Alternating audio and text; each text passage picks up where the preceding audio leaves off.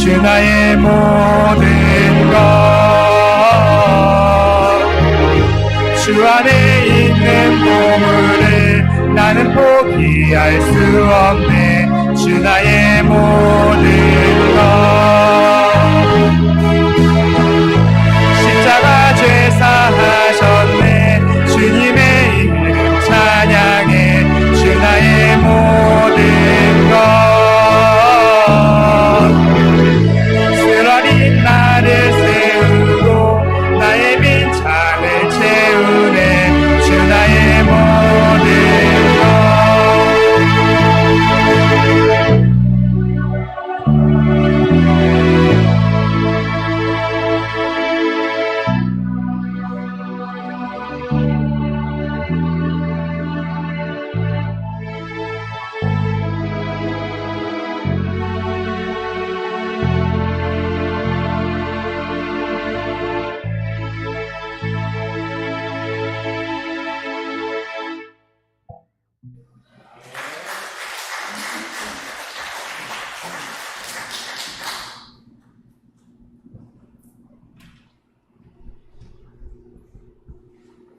쓰러진 나를 세우고 나의 빈잔을 채우시는 우리 하나님께 우리 감사와 영광을 올려드립시다. 우리 앞에 뒤에 분들하고 인사합시다. 사랑과 평화를 빕니다. 사랑과 평안을 빕니다.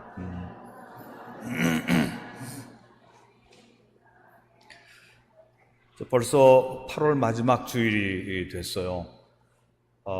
오늘 여러분들 하나님의 성령께서 여러분들 심령에 가득하게 임하시기를 축원합니다. 오늘 오시지 못하고 또 멀리서 영상으로 예배드리는 그런 분들에게도 주님의 위로가 함께 하시기를 축복합니다. 아멘. 사람의 인생을 살다 보면 항상 맑은 날만 있는 게 아니라 막 폭풍 치고 막 폭우 내리고 난리가 나고 그럴 때도 있어요. 그래서 인생의 위기의 때가 있는 것입니다. 그래서 더 이상은 살 수 없을 것 같고 모든 것이 다 끝났다고 생각되는 그런 때도 있어요. 그래서 모든 것 중단하고 다 내팽개치고 싶은 때도 있습니다. 여러분들 여기 오신 분들은 다 이기고 또 여기까지 오셨지만 예전에 그런 적이 있었을 거예요. 그리고 또 우리 인생이 끝나기 전에 또 항상 그런 위험은 언제나 있습니다. 어릴 때쯤 사춘기에도 있고 또 결혼하고 아이 낳고 또 직장생활 열심히 하고 그럴 때도 있고 그리고 나이가 들어서 안정됐다고 싶을 때 또 그런 때도 있고 갱년기라고 하는 그런 때도 있고 또 늙어서 은퇴한 이후에도 또 인생의 위기는 또 있다. 그런 것입니다. 그런데 어느 때든지 그 인생의 위기와 고비를 잘 넘기는 사람은 그 이후에 하나님이 예비해 놓으신 정말 좋은 은혜로운 아름다운 날들을 누릴 수가 있어요. 그러나 인생 위기의 국면을 잘 이겨내지 못한 사람은 시험에 들어서 불행하게 그 인생이 파탄나고 마는 것이고 그 사람 주변의 사람들도 불행하게 되는 그런 경우들을 참 많이 보게 되는 것입니다. 오늘 우리는 살아가면서 원치 않는 예기치 못하게 겪게 되는 인생의 위기와 고비들을 잘 넘기고 이겨내는 믿음의 지혜를 함께 배우고자 하는 것입니다. 우리가 이제 그 육체의 씨름이나 육체의 운동경이나 싸움을 할 때라도 몸이 건강해야 돼요. 체질이 튼튼해야 되는 것입니다. 그렇게 하기 위해서는 잘 먹고 운동도 해야 되는 거예요. 영적인 건강도 마찬가지입니다. 영적인 싸움에도 영적 체질과 영적인 건강이 있어야 되는 거예요. 그것은 기본적으로 우리가 주의를 빠지지 말고 주의를 잘 지키고 하나님 말씀을 잘 듣고 또 성경 말씀을 더 읽기도 하고 기도도 하고 찬송도 하고 은혜 받는 집회에 열심히 참여하면서 교회 일을 봉사하는 거예요. 그냥 교회 왔다 그냥 사라지지만 말고 교회에 어떤 일들이 있으면 함께 참여하고 선교에 참여하고 교회에 봉사하고, 그러니까 밥 먹고 운동을 해야지 이게 체질이 건강하게 되는 것입니다. 교회도 일을 해야 되는 거예요. 자기가 어떤 일을 맡아서 사역을 해야 되는 거예요. 그렇게 하면 이게 영적으로 건강한 체질이 되는 것입니다. 먹기만 하고 그리고 아무 일도 안 하면 그러면 그 사람은 건강이 약하게 될 수밖에 없어요. 근데 문제가 이제 보통 사람과의 관계 속에 있잖아요. 태풍도 무섭고 홍수도 무섭고 뙤약볕도 무섭지만 그런 것 때문에 시험 드는 경우는 그렇게 많지는 않죠. 사람과의 문제 때문에 시험 들고 상처가 깊은 거예요. 이번에는 사과값이 비싸다고 그러더라고요. 하도 태풍 불고 막 비 많이 오고 과일이 미리 떨어지니까. 근데 이제 그런 것은 그분들이 참 어렵지만 좀 지원도 해드리고 이렇게 도와주고 이렇게 금방 또 일어나는데, 사람과의 싸움이나 이런 상처로 인해서 이렇게 핥힘을 받은 그런 사람들은 평생 갈 수도 있어요. 못 일어날 수도 있어요. 죽을 수도 있어요. 근데 이제 중요한 것은, 그래서 이제 우리가 어떤 문제가 생겼을 때에 지금 눈앞에 보이는 미운 사람이 그 사람이 문제가 아니라고 하는 사실을 우리가 알면은 좋아요. 그 사람을 뒤에서 조종하고 있는 악한 마귀, 더러운 귀신, 그것이 문제인 거예요. 그 사람 본인은 사실은 휘둘리는 거거든요. 우리가 그래서 그것을 알면 문제가 이제 거기서부터 풀리기 시작하는 것입니다. 베드로전서 5장 8절에 이런 말씀이 있어요. 근신하라, 깨어라, 너희 대적 마귀가 우는 사자같이 두루다니며 삼킬 자를 찾나니. 이 영적인 원리죠.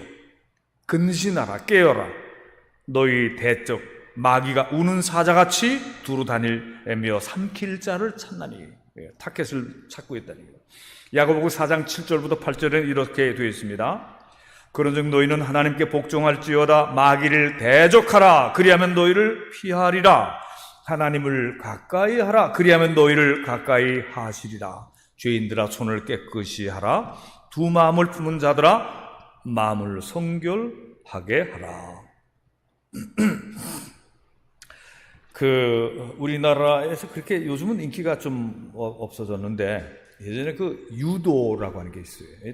태권도도 요즘은 조금 시들하더라고요. 하지만 이 유도라고 하는 호신술이죠. 격투기기도 하고 유도인데, 유도는 때리고 이런 건 없습니다. 씨름하고 비슷한데 이제 기술이 좀 여러 가지가 있죠.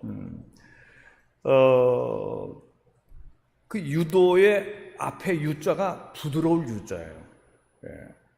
이제 제가 중학교, 고등학교 다닐 때에 학교에서 유도를 배웠어요. 유도 도장이 따로 있어요. 그러니까 체육 시간 따로 있고 유도도 1시간씩 또 하게 되어 있어요.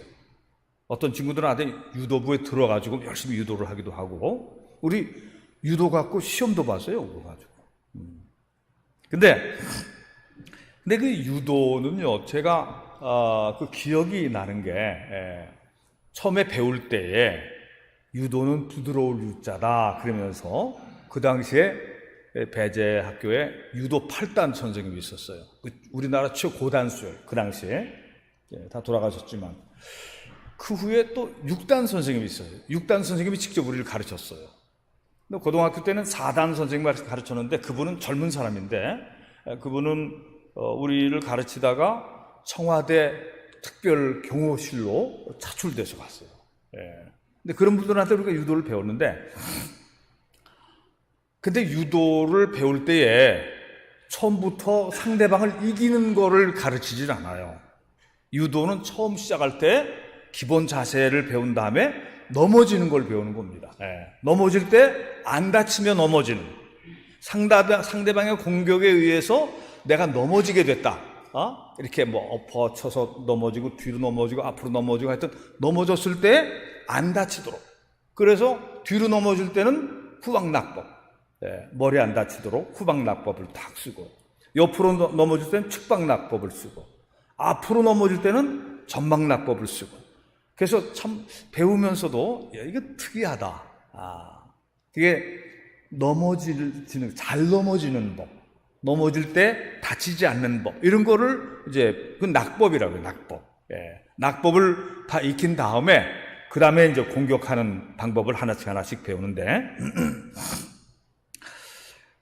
이제 여러분 한 20-30년 전에는 그 씨름도 상당히 인기 프로그램이었죠. 추석이나 뭐 설날이나 어떤 특별한 때 천하장사 뭐 이런 거 하면은요, 텔레비전에서 얼마나 많이 비춰졌고, 그것도 재밌게 보았어요. 여러분들 이만기 선수 천하장사로 유명한 사람들, 지금은 이제 다른데 뭐 약선전 뭐 이런 걸로 막 나오더라고요. 지금 나이가 많이 들었지만 그때에, 제가 젊을 때에 이만기 선수의 씨름을 참 좋아했어요.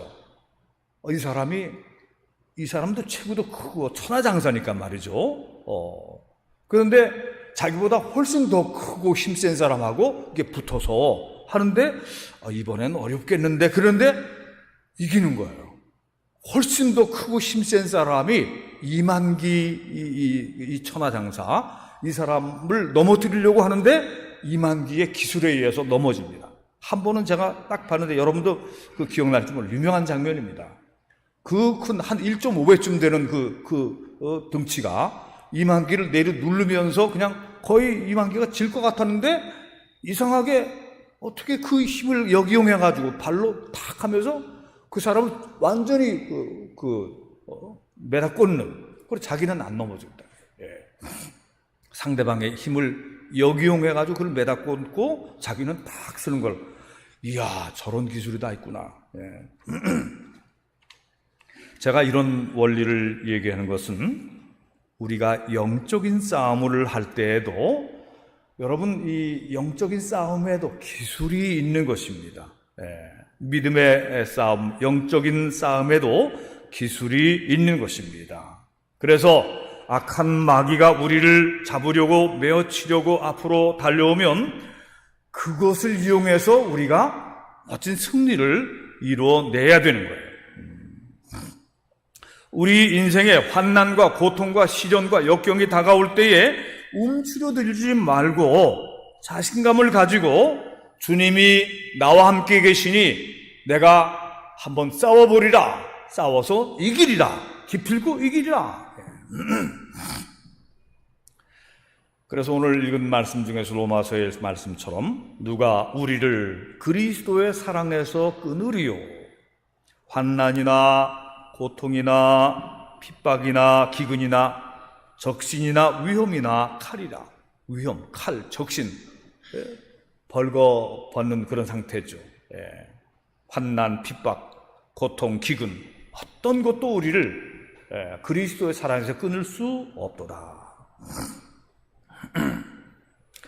예전에 제 할아버지가 83세에 돌아가셨는데, 제가 이게 초등학교 가기 전에 우리 은하만 했을 때에 그때 할아버지하고 다녔던 그런 기억이 나요.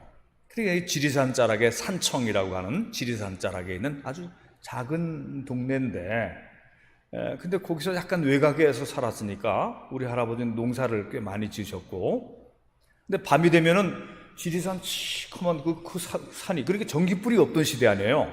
지리산 큰 산이 있고, 뭐 멀리서 짐승 소리도 울려고 막 그랬어요. 근데 이제 뭐 할아버지 집에서, 우리 집 식구들은 진주에 주로 나가 살았고, 어린 저는 할아버지의 벗이 되어줬고, 할아버지는 저의 보호자가 되어줬죠. 할머니도 이제 계셨지만. 근데 어린 손자가 심심할까봐, 근데 텔레비전도 없고 뭐 아무런 놀이가 없잖아요. 심심할까봐 옛날 얘기를 많이 해주셨던 거예요.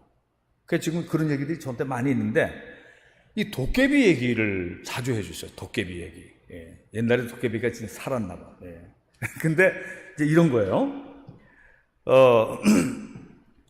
그 산내 나무꾼이 그 나무하고 내려오다가 밤이 돼버렸어요.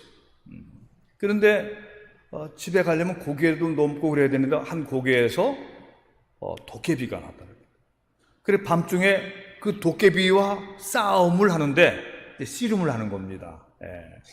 그런데 도깨비한테 어떻게 이기겠어요? 근데 이 나무꾼도 담력도 있고 대단한 사람이기 때문에 도깨비한테 안 졌다 이거예요. 막 끝까지 싸움을 하는데 도깨비가 이제 새벽이 다가오니까 도깨비가 그냥 이렇게 이 사람을 놔두고 사라져 버렸다는 거지. 근데 사라져 버린 그 자리에 보니까 빗자루가 하나 남아 있더니 그런 얘기 여러분들 이런 것들이 말이죠.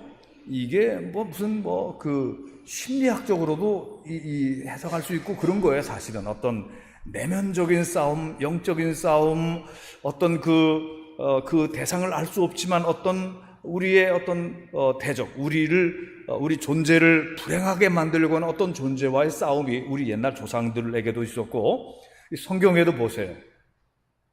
야곱이 그의 형 에서와 깊은 갈등 속에 있었잖아요. 쌍둥이 형 에서와 갈등 속에 있다가 그 일로 인해서 그 장자의 축복을 빼앗은 그런 이유로 인해서 바다나라 먼 외삼촌 댁에 가서 한 21년 정도 있다가 돌아오게 되는 것입니다.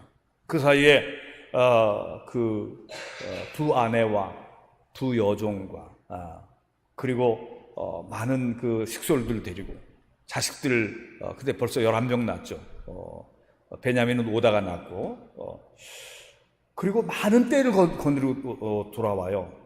갈 때는 개나리 보쯤에 갔었는데 베델에서 하나님께 기도하고 서원하고 그러고 갔잖아요. 근데 문제는 자기 형 에서가 자기를 만나러 온다는 소식을 받게 됐어요. 그래서 벌써 20년이 지난 세월이지만 에서가 400명의 무리를 데리고 자기를 맞이하러 온다. 그러니까 이게 뭐하러 오는지는 모르겠어요. 옛날에 문제가 해결이 안 됐기 때문에 이거 지금 한번 싸우려고 오는 건지, 봉변을 주려고 오는 건지, 환영하러 오는 것 같지는 않으니까 야곱이 형님과 화해하기 위해서 세 무리의 양과 염소와 낙타 이런 것들을, 약대 이런 것들을 세 무리에 이렇게 나누어서 종들하고 선물을 미리 보냈어요. 화해 선물이죠. 나중에는 이제 결국 다 화해하고 가게 되지만 그 일이 있기 전에 야곱은 마음에 몹시 긴장이 가고 예전에 형님과 이거 깊은 갈등, 인생을 무겁게 만들었던, 지금 부자가 돼서 가족도 큰 가족을 이끌고 돌아오지만 마음이 계속 눌리고 있는 어떤 영적인, 내적인 어떤 그런 부담 속에서 다 가족들 보내고 그리고 자기는 혼자 야복강에 남아있는 것입니다.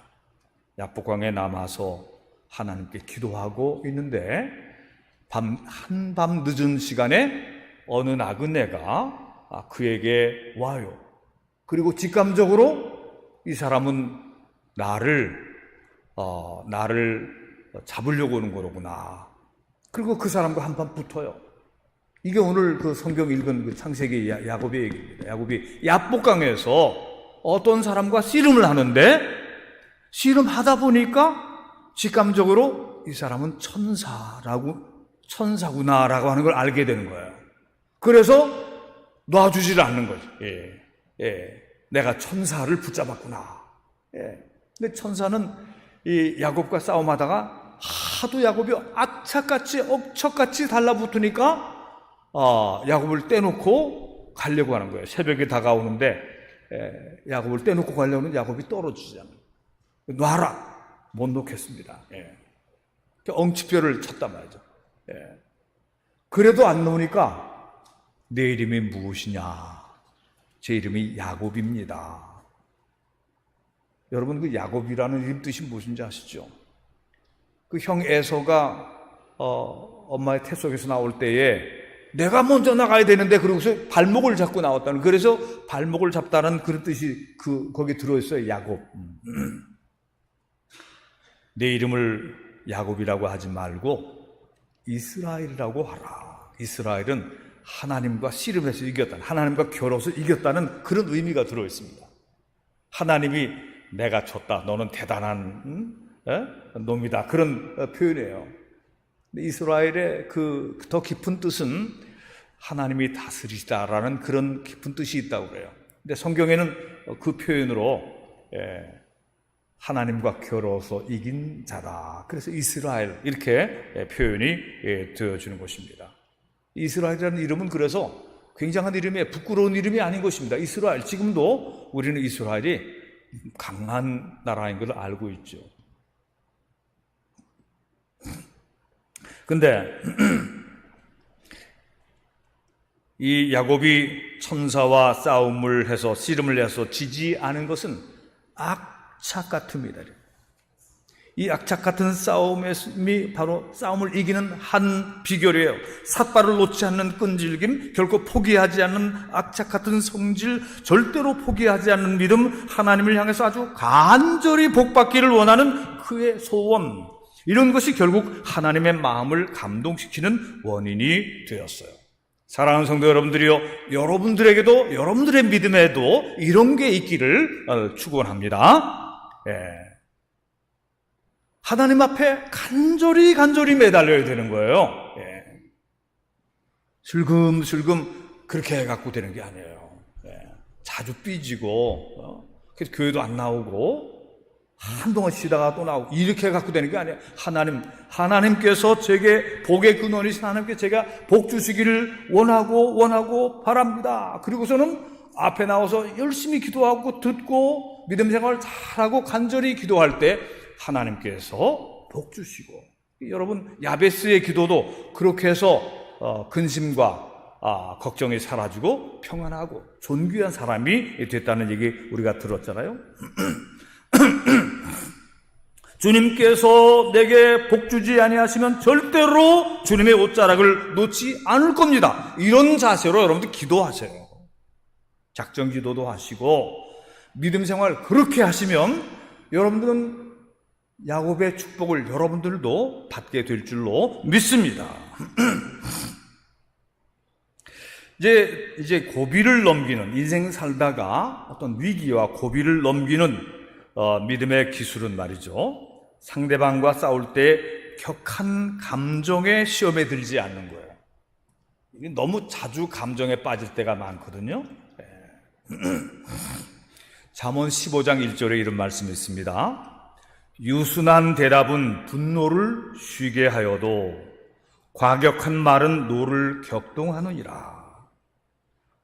잠언 15장 4절, 온순한 혀는 곧 생명나무지만 패역한 혀는 마음을 상하게 하느니라.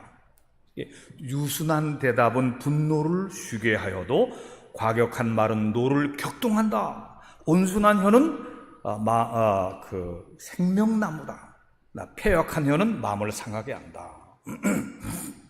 그래서 때때로 우리가 지혜서, 이 잠언 전도서 이런 책을 또 읽는 게 이렇게 좋고 이게 유익한 겁니다. 우리에게 마음을 잘 다스리라고 가르치잖아요. 여러분 목회자들이 운동할 때 주로 배구를 자주 해요. 배구.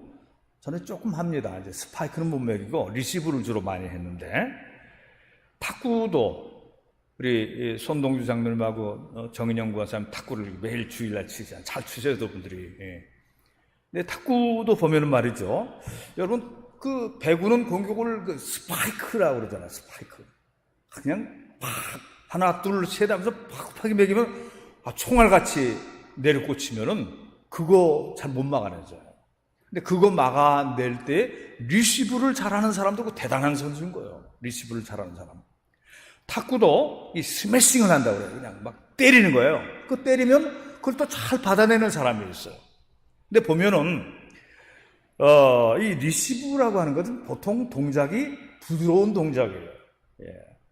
리시브를 할 때의 동작이, 배구 리시브를 할 때에 보통 이게 공을 받기 위해서 약간 물러서는 동작을 취하는 거예요. 약간 물러서면서 받아주는 것입니다. 부드럽게 받는 거예요. 이게 세게 받으면 딴 데로 날아가. 부드럽게 받는, 부드럽게. 살짝 하늘.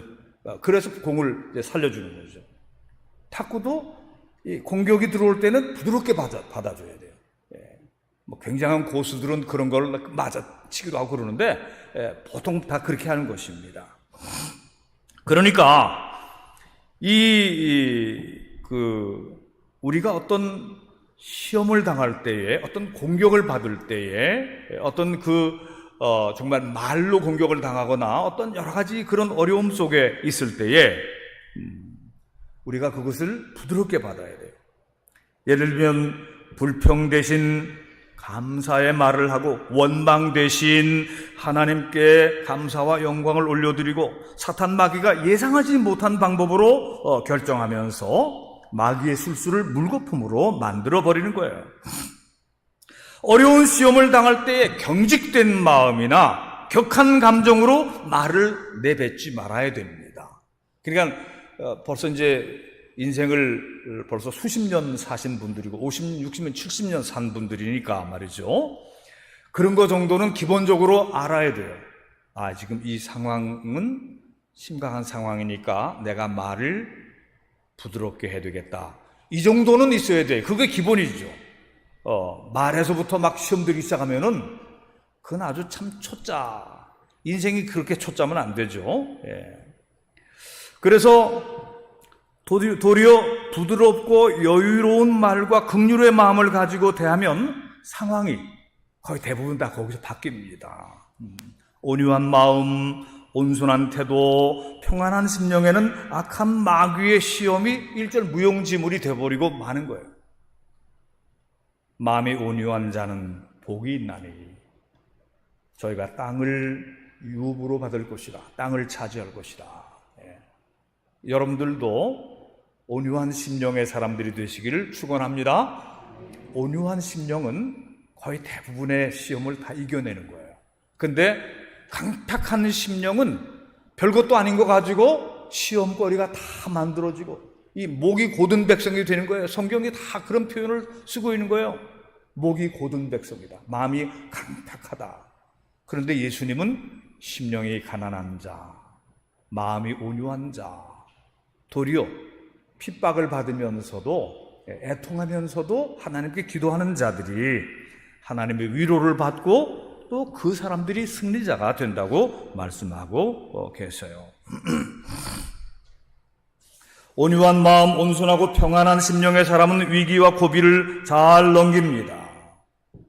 그러나 보통 대부분의 사람들은 자기 감정에 쓰러지게 되고 분을 내고 성질내다가 제풀에 망하게 되는 그런 경우들이 많이 있어요. 잠언 16장 32절에 노하기를 더디하는 자는 용사보다 낫고 자기 마음을 다스리는 자는 성을 빼앗는 자보다 나으니라. 아멘. 노하기를 더디하는 자는 용사보다 낫고 자기 마음을 다스리는 자는 성을 빼앗는 자보다 나으리라. 여러분들은 이미 마음을 다스리기도 하고 또 마음을 잘 다스리기도 하고 노하기를 더디하는 그런 사람들이에요. 믿으시면 아멘. 그러니까 여기까지 나와 계신 거지. 별것도 아닌 것에 성질 부리다가 인생이 불행하게 된 사람들이 헤아릴 수 없이 많은 것입니다. 인생의 위기와 고비에 직면했을 때에 경직되거나 딱딱하게 굳어버린 마음이 되어서는 아니 됩니다. 도리어 부드럽고 온유하게 주님이 주시는 긍휼의 마음으로 상대방을 들어주고 이해해 주는 것입니다. 이게 복음이 우리를 가르쳐 주신 것입니다. 상대방이 화를 내고 금방 감정이 고조됐으면 한 스텝 물러서서 리시브하는 자세로 받아주면 되는 거예요. 이게 믿음 생활 이쯤 해왔으면 그런 정도는 알아야죠. 예, 동의하시면 아멘. 아멘. 예. 근데 이제 인생 살다 보면 정말 어떻게 할 수 없는 그런 위기가 올 때가 있어요. 예. 얼마나 급박한 상황이 벌어지기도 하고 말이죠. 정말 119 불러야 될 때, 혹은 112 불러야 될 때, 그런 때가 오는 것입니다. 인생 살다 보면 그런 때가 오는 거예요. 근데 그 뭐 119를 지금 부를 수도 없고, 112를 부를 수도 없고, 그때 화살 기도를 해야 돼요. 화살 기도. 하나님 앞에 119, 하나님 앞에 SOS를 치는데, 하나님, 긴급합니다. 황급합니다. 하나님, 지금 즉시 도와주셔야 됩니다. 성령께서 저를 도와주십시오. 하나님, 지금 도와주십시오. 이렇게 급한 기도를 해야 될 때가 있는 때가 있어요. SOS, 하나님 앞에. 이거 화살 기도입니다. 주여 구원해 주소서. 긴급 구원 바랍니다. 주여 성령으로 함께하사 도우소서. 이런 위태한 상황에서 하나님의 영광을 가리지 않게 하시고 제가 주님의 자녀임을 기억해 주소서. 근데 이렇게 기도하면요, 즉시 응답이 옵니다. 그리고 그런 상황을 모면하게 해주셔요. 하나님께서. 그런 상황이 끝으로 가지 않고 하나님께서 그 상황을 이겨내게 해주시는 겁니다. 실제로 있어요. 영적 세계에도 119와 SOS가 있는 것입니다. 근데 그 가장 중요한 또 하나의 그 영적 싸움의 기술은 마귀를 실망시키는 거예요. 그러니까 이제 영적으로 마귀, 더러운 귀신이 지금 하고 있다. 지금 분명히 이 상황 속에 귀신과 마귀가 또 역사하고 있다라고 하는 사실을 알 때에 하나님, 제게 지혜를 주십시오. 이때 어떻게 하면 되겠습니까? 이것은 신앙의 초짜들은 모르는 거고, 많은 신앙의 경륜과 말씀과 기도를 통해서 영적 싸움을 이긴 체험이 있는 사람들을 통해서 얻게 되는 거예요. 그때는 그렇게 어렵진 않아요. 이 상황에서 내가 어떻게 결단하는 것이 좋을까? 하나님이 기뻐하시는 쪽으로 결단하자. 마귀가 가장 싫어하는 쪽으로 선택하자. 하나님이 지혜를 주셔서 그 상황 속에서 하나님이 제일 기뻐하시는 것이 무엇이겠느냐? 마귀가 제일 허무하게 되어버릴 그런 선택이 어떤 선택이겠느냐? 그거를 딱 헤아려서 그렇게 딱 결정을 하면은, 그러면 결국은 마귀가 자기가 쓴 승부수가 허무하게 되어버리고 마니까 마귀가 달아나고 말아요. 제가 꿈속에서는 마귀나 도깨비를 봤는데, 현실에서는 안 봤는데, 그런 어떤 상황 속에서 내가 하나님의 영광을 위해서 딱 결정할 때 마귀가 달아나는 뒷모습을 제가 본 그런 기억이 있습니다. 여러분, 이 마귀나 귀신이 싫어하는 게 북어 대가리가 아니에요. 어떤 집은 북어 대가리 걸어놓잖아요. 귀신 못 들어오게 한다고? 그런 게 아니라 시험 중에도 성도들이 하나님이 기뻐하시는 방향으로 결단하는 것. 그게 마귀가 접근하지 못하는 집은 그런 겁니다. 십자가가 여러분 바로 그런 의미인 것입니다. 보통 마귀들은 자기가 멸망시키려고 하는 자, 파탄시키려고 하는 자의 가장 예민한 이 자존심을 건드리는 거예요, 여러분. 자존심 건드리면 못 참잖아요. 자존심 높은 사람은 자존심 건드리면 그러면 아주 못 참아요. 근데 그건 또 피차 또 자존심을 또 건드리고 그러면 작은 사건이 큰 사건이 되고 피차 불행 끝까지 가게 되는데, 거기서 제일 즐거워하는 게 누굴까? 그럼 마귀가 제일 즐거워한다. 인생을 회방하고 파괴하려고 하는 마귀가 우리 인생의, 우리 가족의, 우리의 삶을 파괴시키려고 그걸 보면서 즐거워하는 게 그게 마귀인 거예요. 그러니까 많은 경우에 자기의 자존심을 내려놓으면 싸움이 끝납니다. 주님을 위하여, 하나님의 영광을 위하여 자기 자존심을 긁어내는 그런 마귀의 쾌결을 역이용하는 것이지요. 여러분, 이게 바로 순교고 이게 바로 희생인 것입니다. 이게 살아있는데 살아있으면서도 순교자적인 삶을 사는 게 바로 이런 겁니다. 항상 이기려고만 하면 안 되는 거예요. 어떤 때는 내가 져주는 거예요. 어떤 때는 내가 져주고, 내가 잘못한 거 없는데도 그래 자존심 내려놓고 사과하고, 그러면 마귀가 뭐 이게 어떻게 돌아가는 거야? 그리고 마귀가 돌아가는 거예요. 그 우리는 왜 그런 걸 할 수 있느냐? 예수님이, 죄도 없으신 예수님이 십자가에 달려 죽으셨잖아요. 욕먹고 못 박히고 모든 죄를 다 대신 지시고 십자가에 달려 죽으셨잖아요. 그리고 부활하셨잖아요. 승리하셨잖아요. 너희가 세상에서 환난을 당하나 담대하라. 내가 세상을 이기었노라. 예수님은 세상을 이기신 분이셔요. 우리는 예수님의 제자들이고요. 사도 바울이 얼마나 똑똑한 사람이었어요. 나면서부터 로마 시민권을 가지고 있고 바리새인이요, 성경학자고, 아주 골수의 베냐민 지파 순혈통을 가진 사람이고. 그런데 이 바울이 나는 매일 죽노라 그랬어요. 교회를 위해서, 하나님의 복음을 위해서, 주님의 사업을 위해서 그는 늘 맞으면서 위험에 처하면서 저들을 욕하지 않고 늘 복음을 위해서 고난을 당하면서 교회를 세워나갔죠. 나는 매일 죽노라. 하나님과 주님의 몸된 교회를 위해서 내 자존심을 죽여서까지라도 평화를 이루어내고 마귀의 괴계와 술수를 퇴치할 수 있다면 이 사람이야말로 정말 고단수의 승리자가 되는 것입니다. 제가 그 중학교 다닐 때에 유도 8단 백영렬 선생님이라고 우리 정성수 교수님도 알아요.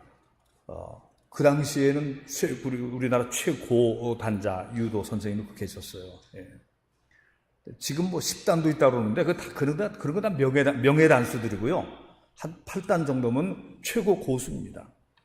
여러분들 신앙생활에 있어서 좀 그렇게 되시길 바라요. 신앙생활에서 여러분 장로 그냥 주는 거 아닙니다. 여러분 권사 이게 그냥 되는 게 아니거든요. 이게 보통 다 이 고단자들이라는 거예요. 고단자. 집사님도 이게 벌써 유단자라는 얘기예요. 이게 영적 싸움에서 픽픽 쓰러지는 그런 사람들은 이 고단자가 아니에요. 영적인 고수가 돼야 장로님도 되고 권사님도 되고 집사님도 되는 거예요. 영적 싸움에서 이기고 또 이기고, 그래서 인생을 진짜 승리하는 사람이 되는 것이고 축복을 많이 받고 그 축복을 사람들에게 다 나눠주는 거예요. 사랑하는 성도 여러분들 앞에 다가온 인생의 위기와 고비들을 기도하여 이겨내시기 바랍니다. 만약 여러분이 지면 말이죠. 여러분, 이 기둥 같은 일꾼이라고 그랬잖아요. 바울이나 베드로 같은 사람들, 기둥 같은 일꾼들이라고 그랬어요.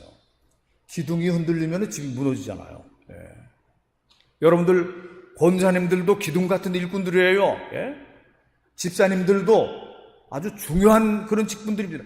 만약에 여러분들이 흔들려서 무너지면은 여러분 주위에 그 파괴에 대해서 함께 몰락하는 거죠. 함께 죽는 겁니다. 그 집안은 싹 그냥 함께, 왜? 기둥이 흔들렸으니까 다 무너지는 거는, 그럼 남이 이제 뭐 다 구조하러 와야 되겠죠. 그런 겁니다. 그러나 내가 살아있고 여러분이 살아있고 여러분들이 위험한 흔들리는 위기에, 불행의 아주 입구에 있는 지옥의 입구에서 다 막아내고 기도하고 다 이렇게 지탱해 나가면 말이죠. 어느 시기가 지나면 다 살아요.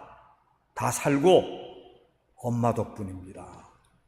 아빠 기도 덕분입니다. 할머니 덕분입니다. 할아버지 덕분입니다. 내 덕이야, 내 덕.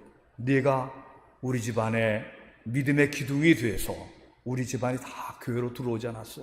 이런 칭찬을 듣게 되는 것입니다. 성경에 하도 많게 이런 말씀들이 기억되어 있어서 오늘 이제 줄이려고 하는 것입니다.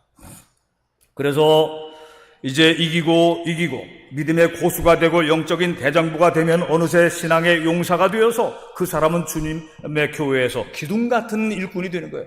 기둥 같은 일꾼이 된다고 하는 게 얼마나 존귀한 얘기입니까? 그리고 하나님의 나라에서 별같이 빛나는 사람들이 되는 거예요. 여러분들의 인생이 그렇게 되기를 축원합니다. 영적인 싸움에서 이겨야 여러분들의 인생도 행복하고 다른 사람들도 행복하게 만들어 줄 수가 있는 거예요. 악착 같은 믿음으로 이기세요. 온유한 마음으로 이기세요. 겸손함으로 이기세요. 자기를 비움으로 이겨서 여러분들의 삶의 면류관이 씌워지고 그리고 아름답게 빛나기를 축원합니다. 기도합시다.